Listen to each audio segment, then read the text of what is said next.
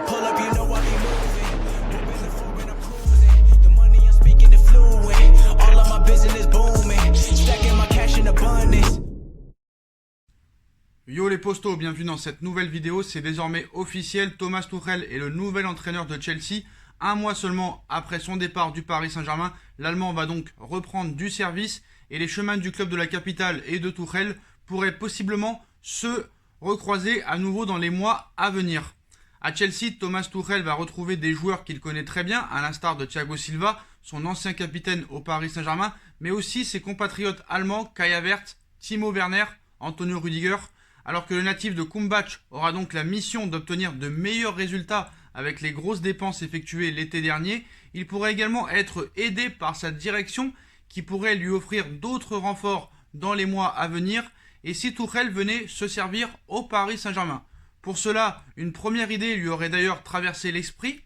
En effet, selon les informations d'Eurosport anglais, l'une des premières cibles du futur entraîneur des Blues pourrait se nommer Marquinhos. Alors que Thomas Tuchel est un grand fan du défenseur brésilien, ce dernier a longtemps été dans le viseur des Blues qui compte désormais un nouvel atout grâce à l'entraîneur du Paris Saint-Germain. Toutefois, il faut rappeler que Marquinhos déjà est sous contrat avec le PSG jusqu'en 2024 avec le club de la capitale où il se sent très bien, ayant même émis l'idée d'y terminer sa carrière. Alors excuse-moi la tuche, franchement arrête de rêver déjà. Et tu veux amener Marquinhos à Chelsea, pourquoi? Pour lui gâcher sa carrière?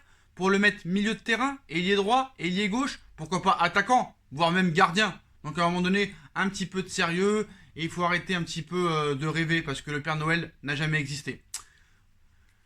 Thomas Tuchel pourrait donc s'entourer de joueurs qu'il connaît très bien, et d'autres profils du Paris Saint-Germain pourraient correspondre à sa recherche.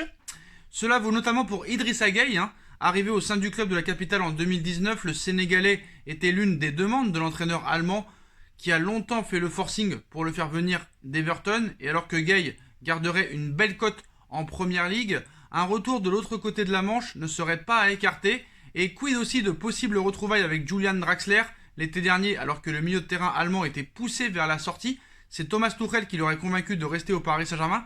Actuellement, dans sa dernière année de contrat, Draxler attendrait la fin de saison pour pouvoir s'engager où il le souhaite, direction Chelsea peut-être avec Tuchel. Donc Idrissa Gueye, pourquoi pas te rejoindre, Franchement, s'il ne donne pas satisfaction lors des 4-5 prochains mois, si Chelsea nous donne 25 ou 30 millions d'euros, pourquoi pas te le refiler? Après, Julian Draxler, vu qu'il veut garder son salaire et rester au Paris Saint-Germain jusqu'à la fin de son contrat, il partira du Paris Saint-Germain et au moins le Paris Saint-Germain fera au moins une économie sur son salaire.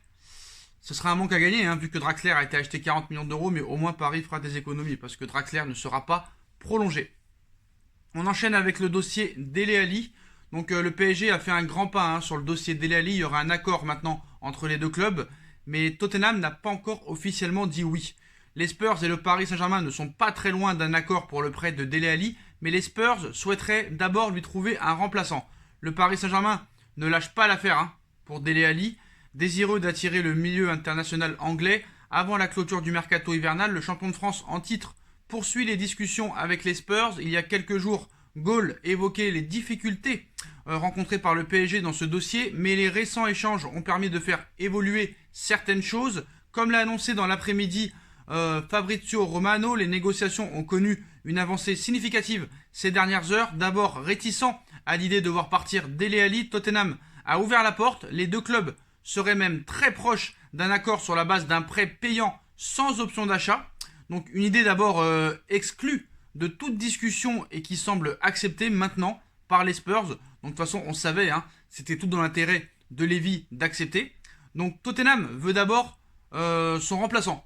Donc Paris reste prudent. Dele Alli manque cruellement de temps de jeu sous les ordres de José Mourinho. Seulement 77 minutes en Première Ligue cette saison. Il souhaite se relancer et a déjà exprimé sa volonté de rejoindre le PSG où il retrouverait Maurizio Pochettino, son ancien coach à Tottenham. En revanche, le club anglais, par le biais de son président Daniel Levy, aurait fait savoir qu'il ne laisserait pas partir son joueur tant qu'il n'aurait pas trouvé son remplaçant. Un détail important qui compromet pour l'instant la venue de l'ancien espoir de Milton Keynes à Paris. Toujours selon les informations de Gaulle, la piste d'un retour de Christian Eriksen reste active du côté des Spurs, mais elle s'est compliquée ces derniers jours. Le PSG va donc encore devoir s'armer de patience s'il souhaite boucler la signature de Dele Alli d'ici la fin du marché des transferts fixé à lundi 1er février. Le feuilleton est très loin d'être terminé. Au sein du board parisien, on se montrerait une nouvelle fois très prudent à ce sujet ce mercredi matin. Moi, j'ai une question à poser à Daniel Levy et à Tottenham. Tu veux un remplaçant, c'est ton droit le plus strict, mais Dele Alli ne joue pas. Dele Alli, depuis le mois d'août, ne joue pas, seulement 77 minutes de jeu. Donc tu veux le remplacer par qui? Encore, tu fais partir un joueur qui joue ou qui a un minimum de temps de jeu. Là, je peux comprendre que tu veux le remplacer. Mais là, tu vas prêter un joueur pour 5 mois et tu veux le remplacer. Mais ce joueur ne joue déjà pas. Donc ça n'a aucune logique. C'est juste que Daniel Levy veut montrer sa fierté, sa réputation d'être dur en affaires et prouver à tous les autres clubs européens, regardez, moi je lâche rien. Et si vous voulez d'autres joueurs à l'avenir, il va falloir vraiment négocier très dur et balancer de l'oseille. C'est exactement ça qui se passe. En tout cas, voilà. Le Paris Saint-Germain et les Spurs sont optimistes. Ce serait un prêt de 6 mois sans option d'achat. On verra ce qui se passera, mais je pense que ce feuilleton durera jusqu'au 1er février et jusqu'aux dernières heures du mercato. Donc voilà. On enchaîne avec le Real Madrid, comme vous le savez, en ce moment depuis la défaite du Real contre Alcoyano, Zizou se retrouve à nouveau sur la sellette. D'ailleurs, le nom de son successeur pourrait déjà être connu sur le banc du Real. Zizou ne vit pas une saison de tout repos. En effet, la pression est énorme sur le Français qui a déjà sauvé à 2 reprises lors de cet exercice sa tête. Dos au mur, ZZ a réussi à s'en sortir, mais la dernière défaite du Real Madrid contre Alcoyano, club de 3ème division espagnole, à 10 contre 11 en plus de ça, pourrait bien être la goutte de trop. Alors que Zizou est sous contrat jusqu'en 2022, il pourrait toutefois ne pas aller jusqu'au bout de son engagement et être remercié en fin de saison. Et pour le remplacer, Florentino Pérez pourrait déjà avoir une idée. Maurizio Pochettino parti au Paris Saint-Germain, Pérez va devoir se trouver une autre priorité pour le futur entraîneur du Real Madrid et celui-ci pourrait être d'ores et déjà connu. En effet, selon les informations de Bild, c'est en Allemagne que la Casablanca pourrait aller chercher son bonheur puisque Julian Nagelsmann, actuel entraîneur du Red Bull Leipzig, serait aujourd'hui le grand favori pour venir s'asseoir sur le banc du Real Madrid et ainsi pour remplacer Zinedine Zidane. On vous rappelle que le Real Madrid avait déjà songé à Julian Nagelsmann en 2018. Nagelsmann avait refusé à l'époque.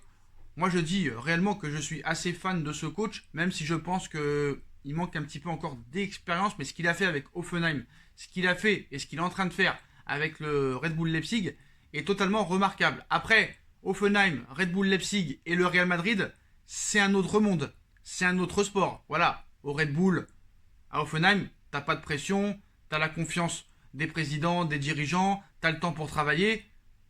Nagelsmann, il faut qu'il sache que s'il va au Real Madrid, t'auras pas le temps de travailler. Il faut gagner au Real. Tu gagnes pas, tu dégages. Comme au Bayern de Munich. Donc c'est simple. Entraîneur à fort potentiel, mais qui devra, s'il va au Real Madrid, gérer cette grosse pression de résultats. Et on enchaîne avec l'information principale de cette vidéo, les postos.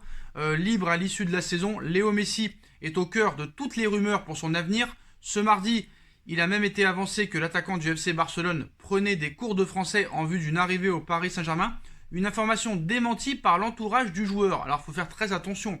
Est-ce que c'est vraiment un proche du joueur qui a dit quelque chose via des mots ou c'est un journal qui affirme que le clan Messi a démenti? On va essayer d'analyser tout ça.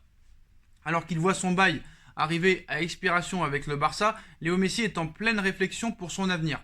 La star argentine a récemment indiqué vouloir attendre la fin de saison avant de trancher, mais un gros indice est venu alimenter les rumeurs en début de semaine.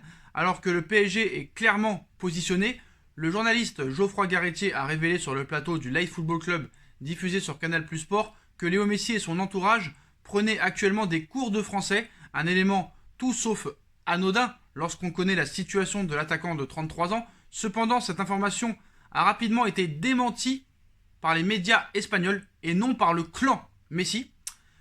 Ce mardi soir, le journaliste Alfredo Martinez a en effet assuré que cette information était inexacte et dans la foulée, c'est l'entourage du sextuple ballon d'or qui a mis les choses au clair auprès de Sport. Le clan Messi a expliqué que ni l'attaquant ni sa famille n'étudiaient le français.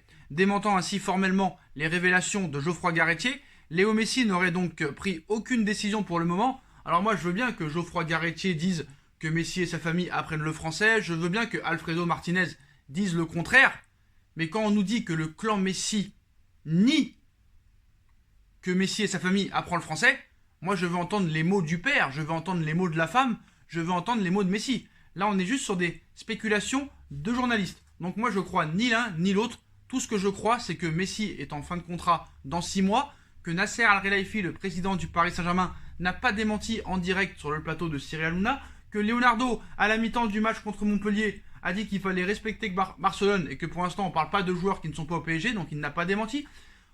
Dans son interview à France Football, il te dit encore que le PSG sera à la table des négociations et que la chaise est prête. Messi ne dément pas, le Barça ne dément pas, Laporta est dans tous ses états et clash le PSG en disant il n'aurait pas dû parler de ça, c'est du harcèlement, il faut que le PSG apprenne à être un grand club, tout ça et tout. Je suis désolé, quand toutes les parties ne démentent pas, quand Neymar te dit ça après le match, alors qu'on sait qu'il est en contact permanent avec Léo Messi, il y a un moment donné, on peut se poser des questions. Voilà les postos, hein. Vous avez toutes les dernières informations transfert de ces dernières heures. Comme d'habitude, dites-moi en commentaire ce que vous en pensez. Je compte sur vous pour bombarder la barre de like. On like, on partage, on commente, on s'abonne. On active la petite cloche pour être tenu au courant des vidéos qui vont sortir. On me rejoint sur mes différents réseaux sociaux, surtout sur mon Instagram SBFootNews. Le lien est en bas en description. Vous avez aussi ma deuxième chaîne No Feeling qui est en lien en description. Alors comme vous le savez, on a eu des petits problèmes avec No Feeling, hein. J'essaye de faire un nouveau concept sur No Feeling. Apparemment, ça prend pas pour l'instant. Dites-moi si vous avez des idées. Qu'est-ce qui vous plairait de voir sur cette deuxième chaîne, hein. N'hésitez pas à me le dire en commentaire. Il y a la cagnotte PayPal qui est toujours disponible en lien en description.